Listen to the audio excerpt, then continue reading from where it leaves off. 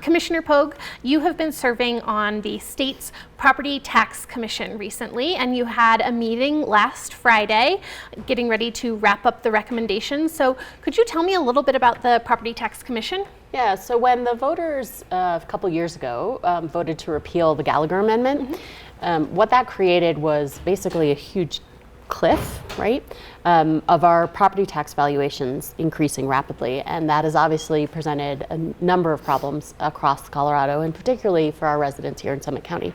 So the legislature took a number of steps over the last 2 years to try and reduce that impact.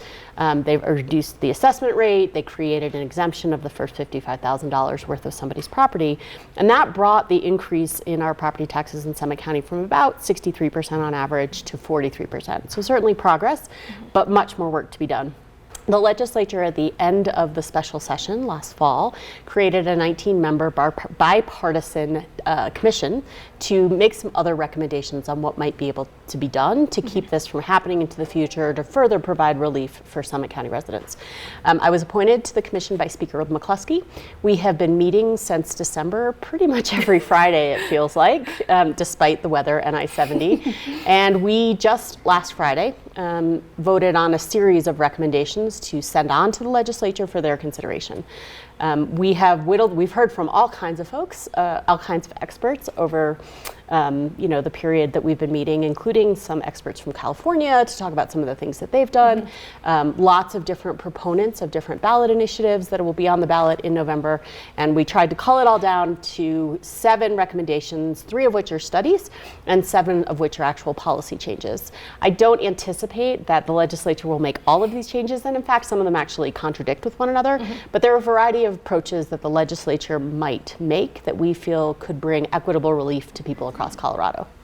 And so those recommendations, they range from everything to addressing the assessment rate to possibly expanding property tax deferral. Can you walk us through these recommendations that the commission came up with? So some of the recommendations build on strategies that have already been put in place. For example, if you have a mortgage, you pay your property taxes in escrow, and then your mortgage company pays the various taxing entities.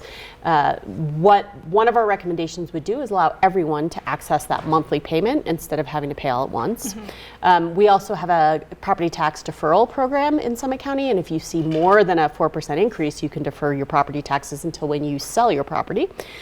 We voted to expand that program, and so regardless of how much your property tax increases, you would be able to access that program. So those were the 2 things. Actually, there's one more, and that is, last session the legislature voted to reduce the assessment rate and then exempt the $55,000. We also voted to send the legislature a recommendation to continue those decreases, at least until the legislature can identify a new strategy that they want to put in place to replace Gallagher. Because otherwise, like next year, people's taxes would possibly go back although up. The real estate market is not looking like that's going to happen. Most counties, including Summit, are seeing a leveling off, if not a decrease in property values. So some of this will resolve naturally. But I think that brings us to sort of our next set of recommendations, which is how do we avoid this kind of spike or similar dips to the ones we saw in the Great Recession from happening again. So one of our recommendations is to implement what's called a smoothing variable. So if property tax valuations across the state on average increased above a certain threshold, then the assessment rate would literally drop to try and even that out. But it would only be triggered above a certain amount of the increase. And so that was one recommendation that we made to the legislature. We also recommended that over time, because of Gallagher, the difference in the assessment rate from our commercial properties to our non-commercial properties has gotten very large. And that creates a disproportionate burden, particularly on our small businesses. So we recommended bringing that non-residential rate down over time so as not to overly burden or harm local government, but also to try and provide some relief to our small business owners, many of whom actually work out of residences anyway. And so, that kind of creates a disproportionate impact, that high assessment rate that we currently have. So we made that recommendation. We recommended, I have to look at my notes because there are a lot and I forget some.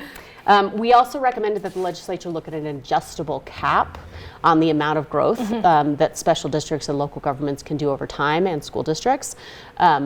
While I think caps are inherently dangerous because you can't predict things like wildfire and when a community is going to have to rebuild, an adjustable cap that's really regionally based could make a lot of sense going into the future to try and slow really rapid growth.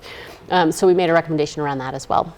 And then we had 3 things that we want to study, but we haven't had enough time to study. And so those 3 recommendations are something that's called circuit breakers, which is providing a amount of relief to property tax owners based on their income. We don't currently have the kind of software in place that we would need to have to do that in Colorado, but we want to study that. We recommended that we look at whether or not separating, creating a separate assessment rates for our school district and then one for local government might actually provide some relief overall.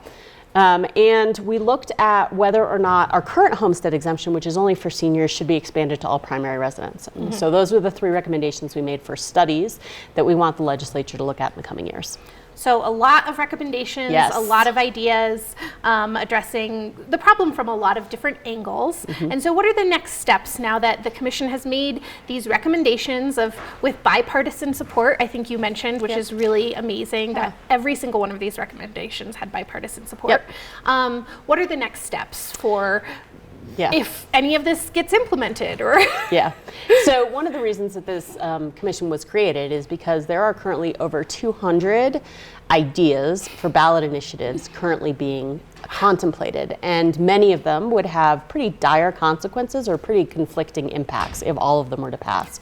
So one of the hopes, I think, of the commission was that we could put forward some recommendations that the legislature could implement right away.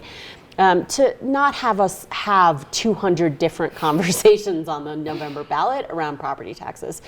Ultimately, I think that is far more likely as a process to lead us to real relief than some of these completing mechanisms could have. And so we'll meet again on April 12th to see whether or not any of those were dropped, and then make some decisions from there based on where we are on the 12th. Well, this is really exciting. Thank you so much for your work on this commission.